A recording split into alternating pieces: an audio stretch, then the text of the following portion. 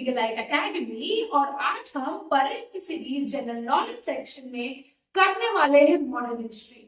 अगर आपने मेरी लास्ट वीडियो देखी होगी तो आपको याद होगा हमने पॉलिटिकल साइंस इंडियन पॉलिटी के 20 क्वेश्चंस किए थे। जी हाँ, हम लगातार यही प्रयास कर रहे हैं कि आप हमारे साथ क्वेश्चंस की प्रैक्टिस करें, क्योंकि it is only a practice which makes you perfect. तो बने रहिए, वीडियो को पूरा एंड तक देखिएगा, क्योंकि यहाँ आंसर्स जानने जरूरी नहीं है, आंसर्स के अलावा दूसरे ऑप्शंस के एक्सप्लेनेशंस को भी समझना बहुत जरूरी है। तो आइए स्टार्ट करते हैं। So the first question is, who was the last Mughal ruler during the 1857 revolt? ये तो बहुत आसान है। अगर आपको याद होगा, सवाल सीधे सीधे ये पूछता है कि कौन से मुगल एम्परर आखिरी दिन जब रिवॉल्ट स्टार्ट हुआ। आप किसी भी बुक में पढ़ेंगे तो आपने सुना होगा कि जब बरकापुर, वेस्ट बंगाल, मेरठ या कहीं भी भारत में हमारा ये रिवॉल्ट स्टार्ट हुआ था, तो all the people march back to Delhi. सबने दिल्ली जाने का इंतजाम किया और दिल्ली में आप देखेंगे कि it was old Bahadur Shah Zafar, जो कि 70 साल की उम्र के थे। इसी वजह से ये भी एक रीजन कंसिडर किया जाता है कि रिवॉल्ट फेल हो गया, क्योंकि कोई स्ट्रॉन्ग एमिनेंट लीडर नहीं था। और इसके बाद इन्हें एग्जाइल में बर्मा भेज दिया गया।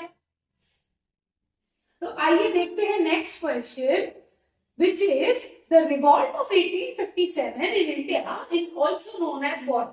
बहुत इंटरेस्टिंग क्वेश्चन लगता है, क्योंकि इस क्वेश्चन के ऊपर अगर आप देखें तो इंडियन म्यूटिनी, जो कि ब्रिटिशर्स ने कहा था कि ये सिपाहियों के द्वारा किया गया बहुत अंग्रेजी सरकार के खिलाफ एक आंदोलन है, लेकिन हकीकत में इन इंडिया, इसीलिए मैं बार बार रिपीट करती हूँ, सवाल को ढंग से पढ़ना है। The revolt of 1857 in India is called as the first war of independence, this was the name given by P.D. Sarwarkar। P.D. Sarwarkar ने नाम दिया था कि आपको ये इंडियन सिपाहियों के द्वारा किया जाने वाला एक रिवॉल्ट लगता होगा, लेकिन हकीकत में ये भारत में पहली क्रांति की पुकार थी। Now let's begin and see the next question. Who is considered the father of Indian nationalism? Very important question. अगर आप देखेंगे तो it was Rawalmali Nehruji, who was a 90-year-old man belonging to Mumbai, or to that time called as Bombay, a Parsi by nature, who was called as the father of Indian nationalism. ये एक moderate थे जिनका लगातार ये प्रयास रहता था कि सभी को बातचीत करके एक साथ लाया जा सके और ब्रिटिशर्स के साथ मिलकर सरकार आगे बढ़ाई जा सके। He is also the reason, since he was a very old man and very educated man, he was very well respected by the Indians as well as the Britishers. The next question is, which event marked the beginning of Indian National Congress involvement in politics? अभी इससे पहले तक कोई भी एक structure formation नहीं थी। आप बताइए, वो पूछ रहे हैं इंडियन नेशनल कांग्रेस का इन्वॉल्वमेंट कैसे होगा। एक चीज समझने की कोशिश करो, अगर कांग्रेस ही नहीं होगी तो वो इन्वॉल्व कैसे होगी। अगर आप इतना सिंपल सा क्वेश्चन सोच पाएंगे तो ये तो बहुत दूर के इवेंट्स हैं। It was only in 1985 the formation of Indian National Congress happened on the advice of retired IAS or a civil servant named as A.O. Humes। और इंडियन नेशनल कांग्रेस के पहले प्रेसिडेंट कौन थे, ये कहां पर हुई, कमेंट करके जरूर बताइएगा। अगर ऐसे क्वेश्चंस में गलती होने के चांसेस मिनिमलिस्टिक रखेंगे तो ज्यादा मार्क्स गेन कर पाएंगे, आपकी परफॉर्मेंस बेटर हो जाएगी। आइए देखते हैं next question. The partition of Bengal was masterminded by, अब यहाँ हमें 3 दिया, हम जानते हैं माउंटबेटन वाज लास्ट, तो ऑटोमेटिकली एक इवेंट खत्म हो जाता है। अब माउंटबेटन इज जब हमने इंडिया में रिफॉर्म्स लाए 1909। तो अगर आपको ये पता होगा कि इन्होंने गवर्नमेंट ऑफ इंडिया एक्ट 1909 दिया था, हम यहाँ 905 की बात करें तो स्टिल 4 साल दूर इवेंट की बात है, लेकिन स्टिल मूव अवे। अब आप देखेंगे the only person behind this was Lord Curzon, जिन्होंने डिवाइड रूल पॉलिसी को प्रमोट किया।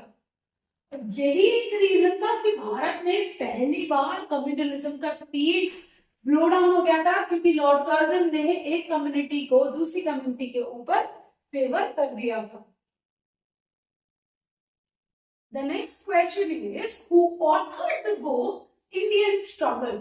तो ये तो आप सबने सुना ही होगा, ये बहुत फेमस बुक है जिसका नाम है द इंडियन स्ट्रगल, और इसमें सुभाष चंद्र बोस ने अपने और इंडिया के बारे में काफी सारी डिटेल्स दी है कि कैसे इंडिया ब्रिटिश के होने की वजह से स्ट्रगल कर रहा था, और यही नहीं, हम लोगों ने क्या क्या प्रॉब्लम्स को कॉन्टिन्यूसली फेस किया है।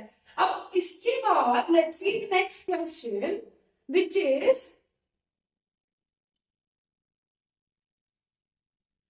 Who was the leader of non-cooperation movement 1920? ये तो क्वेश्चन मुझे लगता है सबसे आसान क्वेश्चन है, क्योंकि इसके लीडर थे महात्मा गांधी।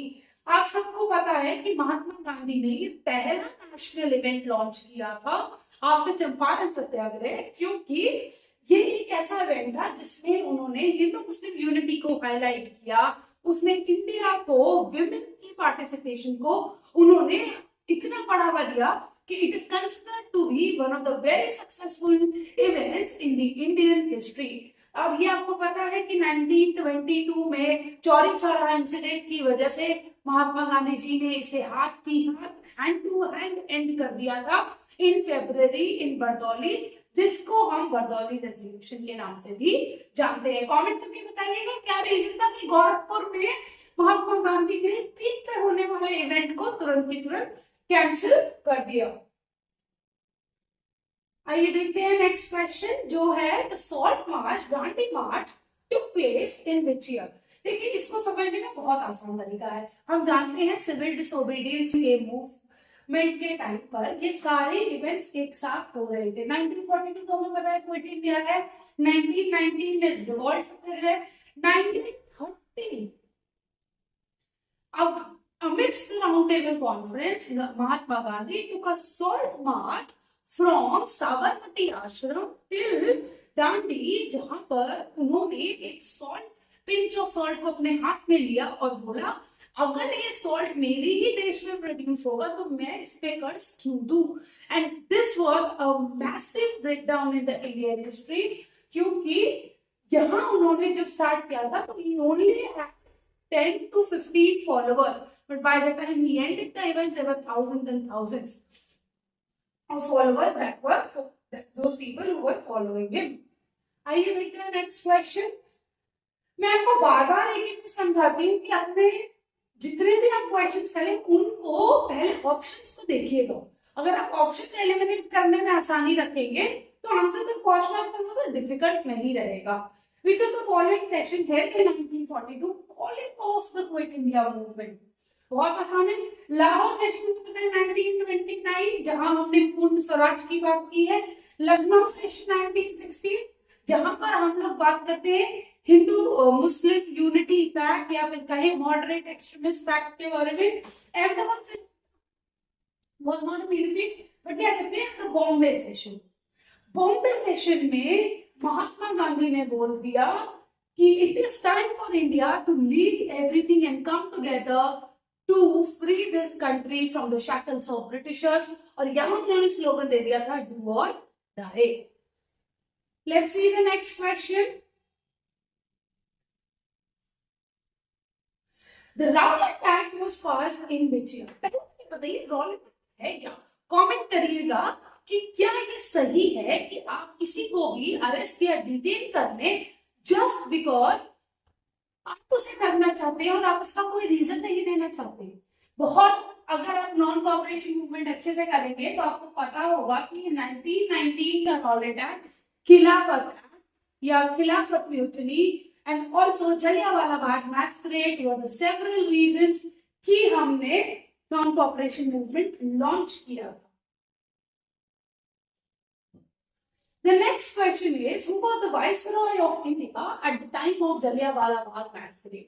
बहुत सिंपल थी, 1919 की बात है। अगर आप देखेंगे नेवल फर्स्ट मिशन के टाइम पे थे, which is 1942। Lord Mountbatten India में कब थे? जब हम 1947 पे हैं, he is the last viceroy of India.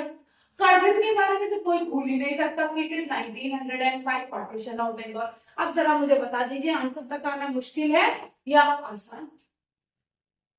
आप अगर इवेंट्स को इनके साथ समझने की कोशिश करेंगे तो मेरा यकीन रखिए आपको वहां सवाल सॉल्व करने में दिक्कत नहीं आएगी। The Simon Commission was set up in which year? बहुत अच्छा क्वेश्चन है। The answer is 1927। Simon commission है क्या? साइमन कमीशन एक ऐसी कमीशन है जो कि इंडिया में आई थी लेजिस्लेशंस को देखने के लिए कि क्या वो अच्छे से इम्प्लीमेंट हो रहे हैं। एक बात बताइए आप मुझे, अगर कोई मेरे देश में आकर ये देखना चाहता है कि लॉ अच्छे से इम्प्लीमेंट है या नहीं, तो क्या उसमें मेरे देश के व्यक्तियों का होना जरूरी है या नहीं? कमेंट करके जरूर बताइएगा, क्योंकि यही एक रीजन था। Black flags were raised and people raised the slogan go back Simon go back, इसीलिए क्योंकि यहाँ एक भी इंडियन इंक्लूडेड नहीं थे। The next question is, the first round table conference was held in which year? एक बात बहुत सिंपली बताती हूँ, राउंड टेबल कॉन्फ्रेंसेस के लिए कुछ भी नहीं करना। 30 में फर्स्ट हुई थी, 31 में 2, 32 में 3, simple. So we start with 30। और ये लंदन में हो रही थी, और it was the first time that Britishers considered Indians equal to them. The next is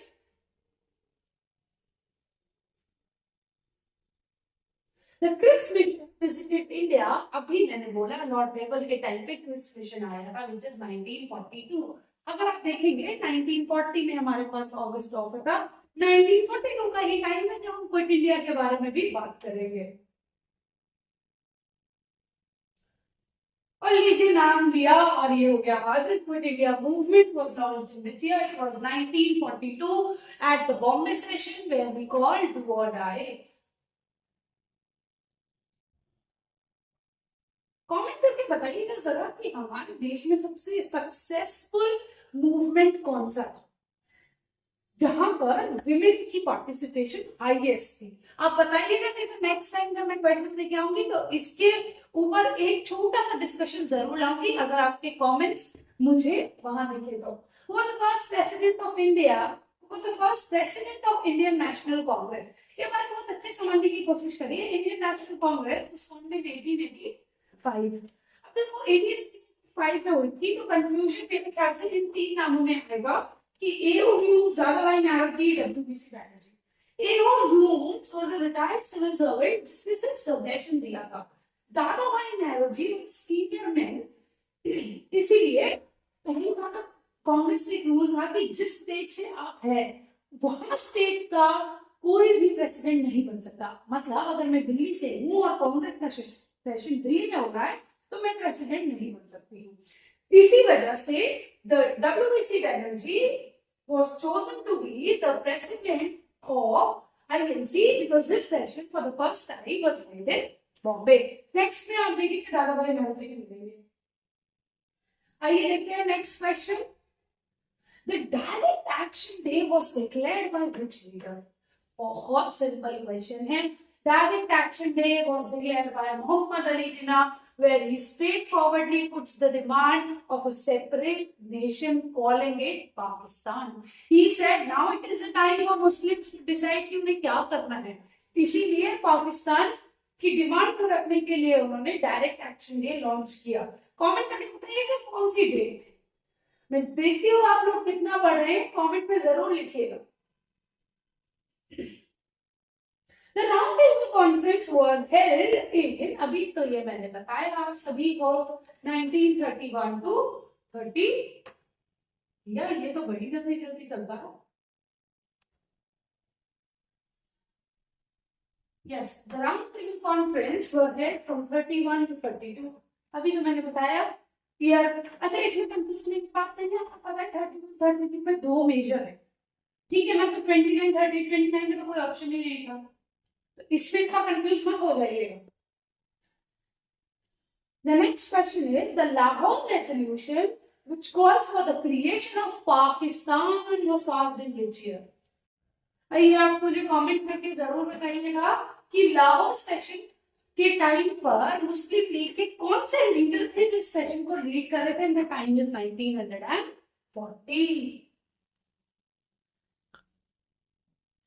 आ जाते हैं हम लास्ट क्वेश्चन पे. The last question is the Navijat and Young India were publications of associated with whom? अगर आप देखेंगे young India के बारे में आज तक बात होती है क्योंकि इस पब्लिकेशन में Mahatma Gandhi used to write his point of view. It was a publication which began by Mahatma Gandhi. यही मुझे कमेंट करके बताइएगा कि सुभाष चंद्र बोस की कौन सी पब्लिकेशन थी या जवाहरलाल नेहरू के बारे में हमें कौन सी पब्लिकेशन या तो कौन सा न्यूज़पेपर था जो बहुत फेमस था. लाला लाजपत राय का भी एक बहुत फेमस न्यूज़पेपर था जिसके लिए और जिसको आप डेली लैंग्वेज में जरूर बोलते हैं. प्लीज देखिएगा और मुझे कमेंट सेक्शन में जरूर बताइएगा. आज के लिए बस इतना ही. मिलते हैं नेक्स्ट वीडियो में. बने रहिए, एंजॉय करिए, लेकिन लगातार पढ़ते रहिए. Thank you.